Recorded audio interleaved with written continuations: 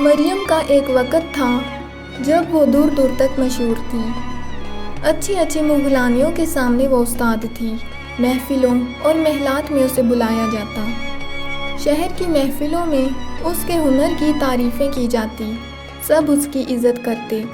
مگر وقت کا کیا بھروسہ، بڑھاپا آیا تو ہاتھ پاؤں نے جواب دے دیا، آنکھیں دھندلا گئی، اب کون پوچھتا ہے؟ دنیا اور مطلب، جب مطلب نہ رہا تو کیسی خاطرداری، اسے سہارا دینے والا بھی کوئی نہ تھا۔ جب پریشانی بہت بڑھ گئی تو پڑوس میں رہنے والے ایک امیر صاحب کی بیگم نے ترس کھا کر اسے اپنے پاس رکھ لیا۔ لوگ کہتے تھے کہ وہ ایک غریب گھرانے کی بیٹی تھی، راج گڑھ میں اس کا خاندان تباہ ہو گیا تھا۔ شادی کے صرف 1 سال بعد وہ بیوہ ہو گئی۔ اس زمانے میں دوسری شادی کرنا عجیب سمجھا جاتا تھا، اس لیے مریم نے درزن کا پیشہ اختیار کر لیا۔ وہ محنتی تھی، اچھا پیسہ کماتی، مگر کبھی بچا کر نہ رکھتی۔ لوگ کہتے ہیں کہ ایک شام جب مریم تھکی ہاری گھر آئی، باہر سے آواز آئی، مریم بی کو سردار نے بلایا ہے، سواری بھیجی ہے۔ مریم کا مشہور نخرہ تھا کہ تھکی ہونے کی حالت میں کہیں نہیں جاتی، مگر اس بار اس نے ذرا دیر نہ کی اور فوراً سواری میں بیٹھ گئی۔ نواب صاحب کا محل زیادہ دور نہ تھا۔ پہلے تو سب ٹھیک لگا، مگر جب کافی دیر ہو گئی اور کوئی آواز نہ آئی تو اس نے پالکی کا پردہ ہٹا کر دیکھا۔ باہر دیکھا تو ہر طرف جنگل کی خاموشی چھائی ہوئی تھی اور پالکی جیسے ہوا میں اڑ رہی تھی۔ مریم گھبرا گئی، ہاتھ پاؤں ٹھنڈے پڑ گئے۔ اس نے ہمت کر کے آواز نکالی، مجھے کہاں لے جا رہے ہو؟ آخر اس جنگل میں کون سی سرکار ہے؟ ہنستے ہوئے کسی نے جواب دیا، مریم بھی گھبراؤ نہیں، بادشاہ سلامت نے بلایا ہے۔ کچھ دیر بعد دور سے محلات نظر آنے لگے، پھر مریم نے دیکھا کہ پالکی خود چل رہی تھی اور ساتھ ایک عجیب شکل کا آدمی تھا، بکرے جیسا منہ اور گھوڑے جیسی ٹانگیں۔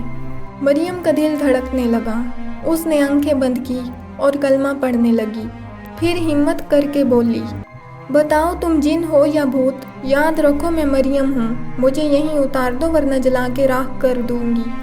اس نے کہا، مریم بھی، ہم اور ہمارے بادشاہ تمہیں خیر و عافیت سے بلا رہے ہیں۔ ہماری شہزادی کی شادی ہے، تم کپڑے سلائی کرنے آنا، جتنا چاہو انعام ملے گا۔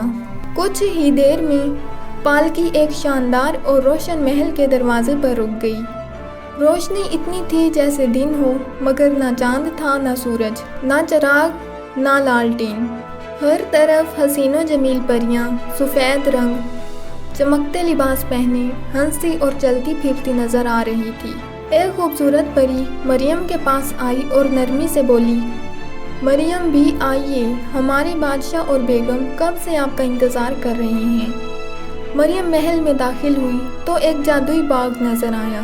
ہر درخت کا تنا چاندی اور سونے کا تھا، پتے زمرد کے اور پھلوں کی جگہ لالٹینیں لٹک رہی تھی، کہیں نیلم، کہیں پکھراج، کہیں ہیروں کی چمک، اور خوشبو سے دماغ مہک رہا تھا۔ دربار میں رنگ برنگی کرسیاں بچھی تھی جن پر پری زاد جگمگاتے لباس پہنے بیٹھے تھے۔ تخت پر بادشاہ اور بیگم کے ساتھ ایک چمکدار شہزادی بیٹھی تھی۔ مریم نے سلام کیا۔ بادشاہ بیگم مسکرا کر بولی، مریم بھی، آپ کا نام یہاں عزت سے لیا جاتا ہے، اور پوچھا، مریم بھی، تم ڈری کیوں تھی؟ مریم نے کہا، میں اکیلی تھی، سنسان جنگل سے گزری اور وہ بکرے جیسا شخص اس لیے ڈر گئی تھی۔ شہزادی ہنس کر بولی، وہ بکر منہ والا بڑا شرارتی جن ہے۔ پھر دسترخوان لگا۔ مریم نے دیکھا کہ نہ روٹی ہے، نہ سالن، نہ چاول۔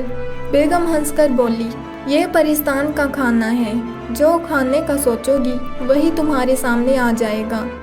مریم نے کھانا شروع کیا، جو دل میں سوچتی وہی ذائقے کے ساتھ سامنے آ جاتا۔ پھل توڑتی تو فوراً دوسرا لگ جاتا، پیاس لگی تو شربت کا جام خود بخود ہونٹوں سے لگ گیا۔ پھر شہزادی کے شادی کے کپڑے لائے گئے، ریشم، سونا، موتی، جواہرات سے بھرے ہوئے۔ بیگم نے کہا، اب مریم اپنا ہنر دکھاؤ۔ مریم نے کام شروع کیا۔ وہاں نہ دن تھا نہ رات، اس لیے وقت کا پتہ ہی نہ چلا۔ تھوڑے ہی عرصے میں مریم نے سارے جوڑے سی دیے۔ شہزادی اور پریوں کی مریم سے دوستی ہو گئی۔ جب کام مکمل ہوا تو مریم نے واپسی کی اجازت مانگی۔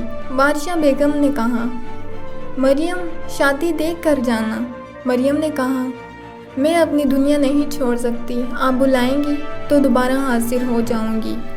شہزادی اداس ہو گئی مگر مریم کو رخصت کر دیا۔